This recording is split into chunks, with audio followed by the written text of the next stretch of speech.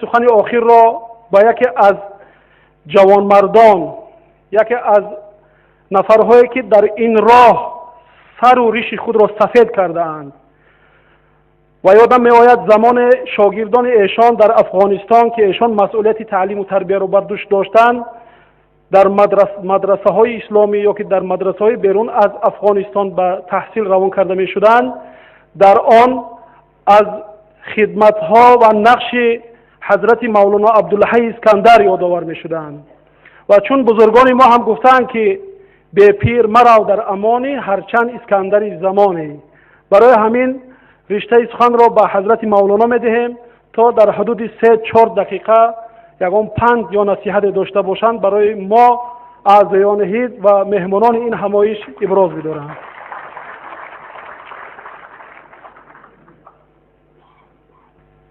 بسم الله الرحمن الرحیم. الحمد لله و الصلاة علی نبیه و علی آله و اصحابه اجمعین. اما بعد، السلام علیکم محترم برادران اهل اسلام و خواهران عزیزه، و من یک خواهش میکنم که از طرف شما یاردم کنه که من 3-4 دقیقه گپم تکرار نمیشه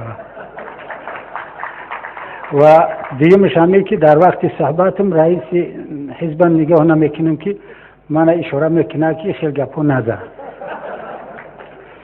برادران محترم، یکم درجه در روی دنیا سیاست اسلامی.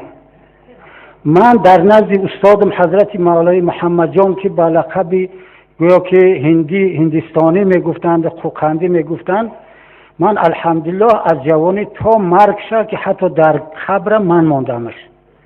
تمام سیاست های اسلامی را اگرچه همش نخونده باشم شنیدم از استادم. برادران محترم، من حاضر اثبات میکنم که عیب کیه ناآرامی، عیب کیه اثبات میکنم انشاءالله. و پیش از همه اثبات کردنم یک چیز در دل من او را بگم که از حضرت احسان محمود جان بسیار صحبت خوب کردن. یک چیزم در همه باره گفتنی هستم، برای که همه علمی که کسا گفتن همه در سختتر در دل من است، در بیناموسی علما.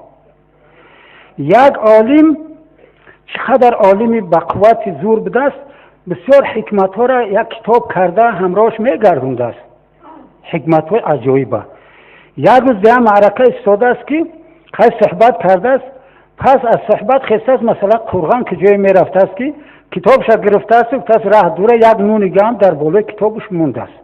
بیرون برمده است که یک رفیق شدید است، بعد با او سلام کرده، کتاب نان قطعی در بالای همون صفحه چه مونده است که یا سگ همون بوی نان شنیده همون کتاب نان گرفته برفته است. این عالم همه را مونده است قفاز برای همون حکمت های کتابش دویده است قفای همون سگ. بعد هر که میبینه او را همه میشناسن، از تقصیر چی گپ قفای سگ میدوی؟ او گم نمیزنه، نمیگم که کتاب عزیزش در این جای. خلاصه افگار شد در راه. بعد دیگرها گفتن که ما میریم همون نان تا میگیریم. نه خب گفت کتاب اونجا. در بازگشت دیگه اون آدما از قفای سگ رفتن و این بازگشت. گشت که یک آدمی بزرگ در راه گفت حضرت چی گپ قد میدوی؟ گفت که آخه کتاب ما سگ بود. گفت حیف با علم تا سگ بره.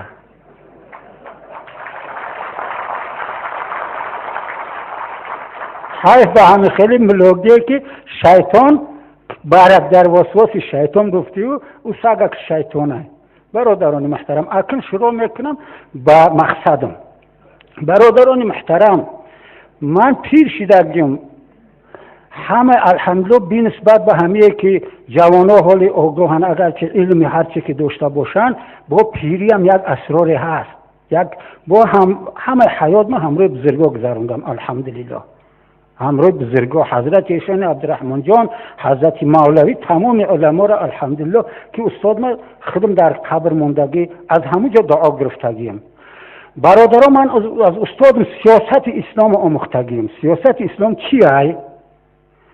حاضر میگن که زمین و آسمان، حق باطل، راست چپ، هر یک چیز با همراهش بغیر پروردگار که یکه و یگانه، هر چیز دوتای. مثلا من حاضر دوتا هم هیچ چیز بغیر پروردگار یک تنه است.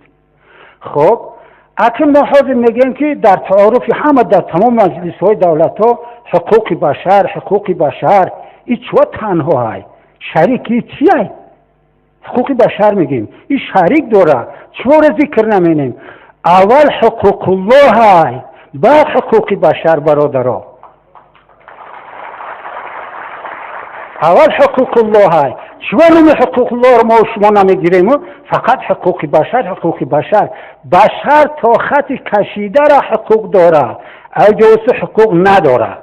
مثلا من اگه سخن دراز نکنیم که حاضر با زنسه میزنه از اول اسلام که خداوند حضرت بای آدم خلق کرد تا حضرت محمد صلی الله علیه و سلم پیغمبرها فرستاد از بین ما و شما انسان.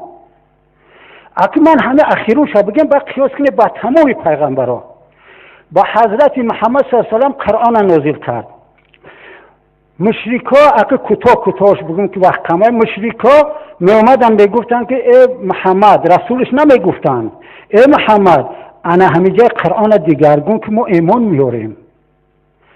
حضرت محمد صلی الله علیه و سلم میگفتن که حضور لیس من عند حضور من عند الله. میگو ای جانی به من نیست که دیگرگونش کنیم یا طرف خدا من حق ندارم. خلاصش بگیم که پیغمبر صلی الله علیه و سلم از جهان رفت به اجازت خدا تا خدا منسوخ نمیکرد یگان آیت پیغمبر یگان آیت حقی منسوخ کردن نداشت از پیش خود حق نداشت. ایرا حقوق الله میگن. اومد در صحابه ها خود پیغمبر از جهان رفت این حقوق در صحابه ها خود با حقوق صحابه ها مشکل تر شد برای که هم حقوق قرآن هم حقوق حدیث های پیغمبر صلی الله علیه و سلم این با یه مشکل همین تا خلاصش بگم که آمد حاضر در پادشاهی خوردگه او حقوق. خب پادشاه تا کجا را حقوق داره؟ حقوق بشر تا کجا را؟ او در حقوق خدا دخالت حق داره یا نه؟ پیغمبر نداشت. بشر حقوق داره که در قانونی مثلا خدا را پایمال کنه یا که یگان دیگرگون کنه بشر حق داره؟ نداره حق. ایدی کیه برادرها؟ ما اهل اسلامیم 90 چند درجه همه تاجیکستان با زبان خود گفته ایستادیم که ما الحمدلله مسلمانیم. خب چی باید کرد؟ مثلا اینا شخصا من خودم مثال بیارم حقوق بشر تا کجا را های من حاضر به همه مستفیدیم دولت پویست کرد که 3 سال 2 سال خدمت میره سرخم میگیرمش میرم بگه خونه در دولت در کار خوب میگم بگیرش. این حقوق بشر حقوق داره. خب اطیع الله و اطیع الرسول و اول الامر منکم ما دام امره فی طبق الاسلام. اطاعت کنه خدا و رسول اول الامر تونه مادام که امرش طبق اسلام باشه. ای مسلمان طبق اسلام. وقتی که طبق اسلام نیست امر مومنه کدم اطاعت کنه مشرک میشوه. پیشم خدا را همه میشناختن مشرکان خدا را میشناختن لیکن اطاعتی مسرخه میشن سجده میکردن همو خدایانشون برای که مشرکشون میگفتن برادرها وگرنه او هم خدا را میشناختن مشکلشون خدا را یاد میکردن.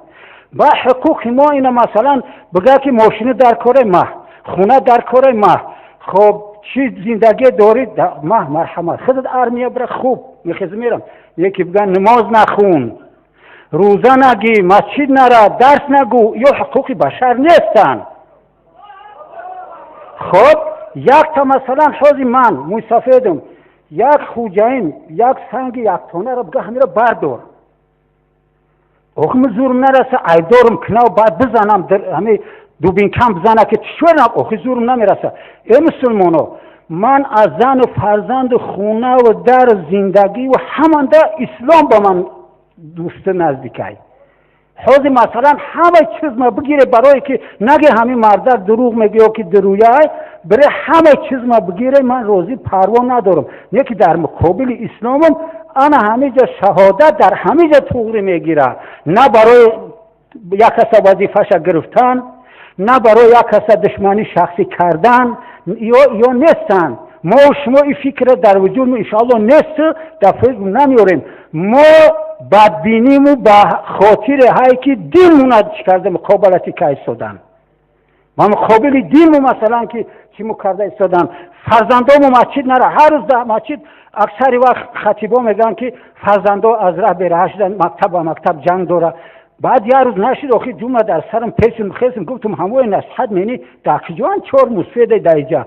جوانو رو آخی نصیحت کنه از راهی بد بگردن برای همه برادران محترم اگر زنگم زد که اخیرون استفاده نتیار میکنیم انشاءالله از شما خواهش میکنم من یک همچنین موی سفید ما و شما چیزی عداوت به هیچ که انشاءالله نداریم نکنیم برای وظیفه فکر نکنه فقط مقابلتی چیزی که باشه با جان مقطعی به همه در مقابل که کدمه به مقابل دین مو زید میبرویه و قانونهای میبرویان که گویا که ما را عیبدار مینن و ما مسلمانیم چی منا از دین به مقصد میفرمی که مسجد نره این ظلم نیست حق من ظلم نیست همه در حق من یا که همه خوندم درس نگو همه